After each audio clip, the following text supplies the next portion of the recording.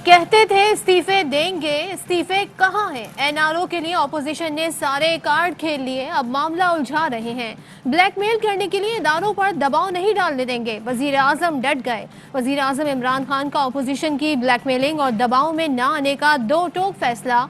Opposition अरकान के इस्तीफे फौरी मंजूर किए जाएंगे। वजीर आजम ने स्पीकर कौमी असम्बली को पॉलिसी से आगाह कर दिया। वजीर आजम ने कहा कि इस्तीफे देने वालों को तस्दीक के लिए बुलाया जाए। तस्दीक होने पर इस्तीफा 30 मिनट के अंदर अंदर कबूल किया जाए।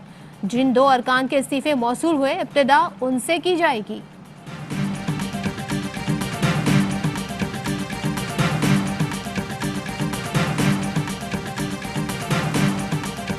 पीपल्स पार्टी ने इस्तीफों को नवाज शरीफ की वतन वापसी से मशरूत कर दिया। पीपी की सेंट्रल एग्जीक्यूटिव कमेटी का कहना है, हम लॉन्ग मार्च के लिए तैयार हैं। नवाज शरीफ वतन वापस आकर लॉन्ग मार्च में हिस्सा लें। इस्तीफे सेनेट इलेक्शन में रुकावट नहीं बन सकते। इस्तीफों की सूरत में हुकूमत 18वीं तरमीम और दीगर जमहूरी कवानीन का खात्मा कर सकती है। पीपी किसी की डिक्टेशन पर नहीं चलेगी। पीपल्स पार्टी की मजलिस आमला के चेयरमैन बिलावल भुट्टो जरदारी की ज़ेर सदारत इजलास में अहम फैसले। पीडीएम के मुस्तकबिल पर सवाल उठ गए। बिलावल भुट्टो जरदारी कहते हैं, जमहूरी कुव्वतों को साथ लेकर चलें। हुकूमत के खिलाफ तमाम कानूनी रास्ते अख्तियार किए जाएंगे।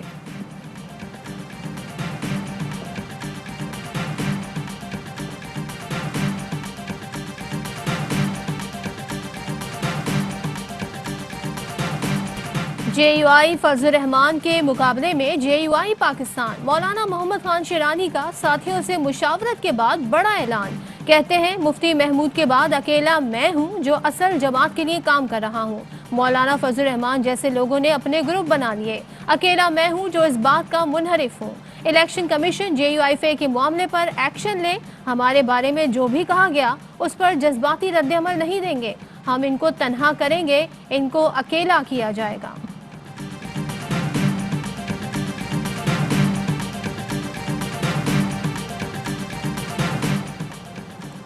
क्या नून लीग डबल गेम खेल रही है? Peoples Party central executive committee के इजलास की अंदरूनी कहानी सामने आ गई। शाहिद खाकान का नाम ईसीएल से हटाने पर सीईसी में बातचीत। मोहम्मद अली दुरानी की शहबाज शरीफ से मुलाकात भी इजलास में ज़ेरे बहस आई। ज़राए ने बताया, सीईसी के अरकान की इस्तीफों पर मुतज़ाद आरा सामने आ गई। एपीसी एलामिया में कहा गया, मुनासिब वक्त पर इस्तीफे दिए जाएं। पीडीएम एलामिया में कहीं सेनेट इंतखाबात रुकवाने का जिक्र नहीं। सेंट्रल एग्जीक्यूटिव कमेटी के इजलास में इस्तीफों के मामले पर बहस।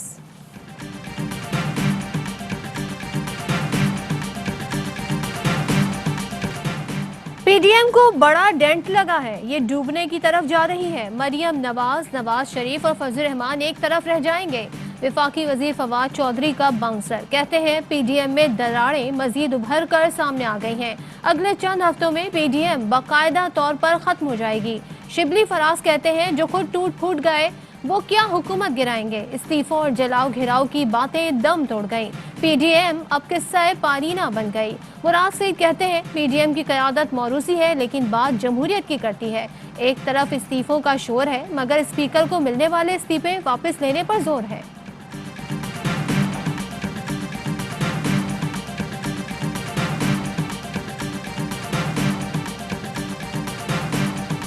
सारा कराची गांव में तब्दील हो गया। न सड़कें हैं, न पानी, पार्क्स हैं, न मैदान। शहर को कब्रिस्तान बना दिया।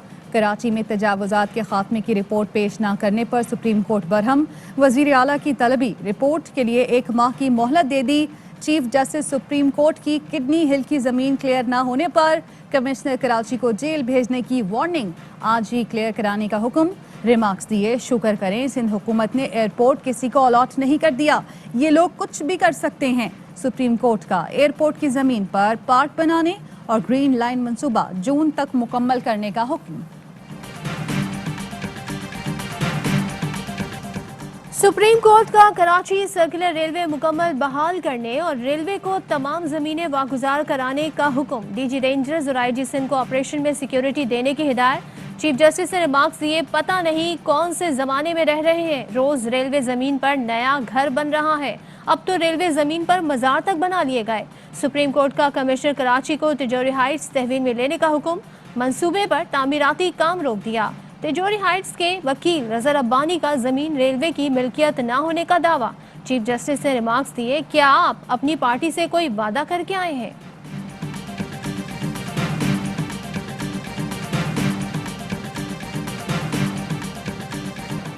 सेनेट इलेक्शन ओपन बैलेट के जरिए कराने का रेफरेंस समाअत के लिए मुकर्रर। चीफ जस्टिस सुप्रीम कोर्ट की सरबराही में 5 रुकनी बेंच 4 जनवरी को समाअत करेगा। अटॉर्नी जनरल को नोटिस जारी। रेफरेंस में हुकूमत की जानिब से सेनेट इलेक्शन आईनी तरमीम के बगैर ओपन बैलेट के जरिए होने या ना होने पर राय मांगी गई है।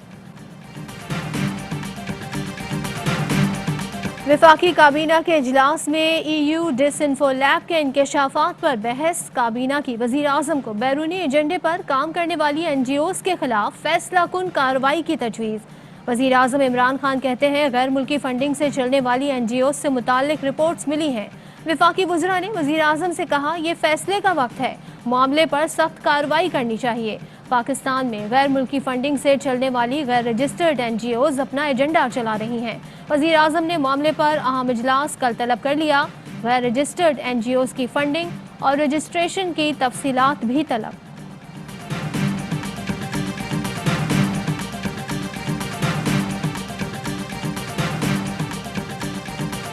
नैब पेशावर का सवालनामा मौलाना फजल रहमान तक पहुंचाया न जा सका। मुताल्लिका पोस्ट ऑफिस ने रजिस्ट्री वापस पेशावर भिजवा दी। कहते हैं, अमला मौलाना फजल रहमान के शोरकोट वाले घर के चक्कर लगाता रहा, लेकिन मौलाना तक रसाई नहीं दी गई। मौलाना का नैब का मौलाना को दोबारा नोटिस भिजवाने का फैसला। चेयरमैन नैब जावेद इकबाल की जेर सदारत एग्जीक्यूटिव बोर्ड का इजलास। जाली बैंक अकाउंट्स केस में एजाज हारून, अब्दुल गनी मजीद और दीगर के खिलाफ रेफरेंस दायर करने की मंजूरी दे दी। खोखले नारे लगाने वाले किस्सा पारीना बन चुके हैं। लूट मार का दौर वापस नहीं आएगा। वजीर आला पंजाब उस्मान बुज़दार कहते हैं, वजीर आज़म की क़यादत में पाकिस्तान को आगे बढ़ने से कोई नहीं रोक सकता। फिरदौसा शेखावान कहती हैं, मरियम इक़्तिदार के दर्द में मुब्तला हैं। इदारों को मुतनाज़े बनाकर जमहूरियत पर खुदकुश हमले करती हैं। PDM में इस्तीफे देने की जरूरत है, न हिम्मत, सिर्फ गीदड़ भपकियां हैं। फैसलाबाद की तहसील समंदरी में दौराने डकैती खातून से ज्यादती, 10 डाकू लाखों रुपए मालियत का सामान भी लूट कर ले गए। पुलिस ने मुकदमा दर्ज कर लिया। वजीर आला पंजाब का नोटिस, IG से रिपोर्ट मांग ली। मुल्जिमान की फौरी गिरफ्तारी का हुक्म। फौज मुखालिफ बयानात और शरअंगेज तकारीर पर हुकूमत का मुफ्ती किफ़ायतुल्लाह के खिलाफ मुकदमा दर्ज करने का फैसला। वजारत दाखिला को मुफ्ती किफ़ायतुल्लाह के खिलाफ मुकदमा दर्ज कराने की हिदायत। बरतानिया से आने वाले 3 अफराद में कोरोना की नई किस्म से मुशाबहत। महकमा सेहत सिंध का राब्ते में आने वाले तमाम अफराद के कोरोना टेस्ट लेने का फैसला। पाकिस्तान में कोरोना से मजीद 63 अफराद जाँ बहक। 1776 नए केसेस सामने आए। कोरोना वैक्सीन की जल्द दस्तयाबी के लिए NCOC का इजलास।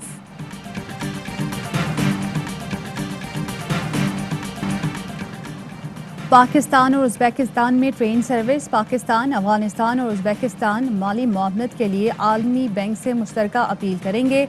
वज़ीर रेलवे आज़म सौती कहते हैं, ट्रेन सर्विस 3 मुल्कों को यूरोप और रूस से मिलाएगी। मुल्क भर में दांत बजाती सर्दी। कोयटा में दर्जाए हरारत -8, ज़ियारत में -10 तक गिर गया। कराची और लाहौर में भी ठंड बढ़ गई। पंजाब और सिंध के मुख्तलिफ इलाकों में धुंध। परवाजों का शेड्यूल मुतासर। शदीद सर्दी में गैस का बहरान भी शदीद। कहीं गैस मुकम्मल गायब तो कहीं कम प्रेशर की शिकायत। घरेलू सार्फिन परेशान, खाना बनाना भी मुहाल हो गया। शहरी महंगे दामों सिलेंडर और लकड़ियां खरीदने पर मजबूर। न्यूजीलैंड के खिलाफ पहले टेस्ट में कौमी टीम मुश्किलात का शिकार। पहली इनिंग्स के बाद टॉप ऑर्डर, दूसरी इनिंग्स में भी नाकाम। शान मसूद और आबिद अली खाता खोले बिना पवेलियन लौट गए। हारिस सोहेल 9 रन बना सके। अजहर अली 34 और फवाद आलम 21 रन के साथ क्रीज पर मौजूद। कौमी टीम जीत के लिए मजीद 302 रन दरकार। और पाकिस्तान में 1 तोला सोने की कीमत 1,12,939 रुपए हो गई। 1 ग्राम सोना 9,682 रुपए 73 पैसे का हो गया। 1 मिलीग्राम सोने की कीमत 9 रुपए 68 पैसे हो गई। मुत्तहदा अरब अमारात में 1 मिलीग्राम सोना 22 फल्स का है।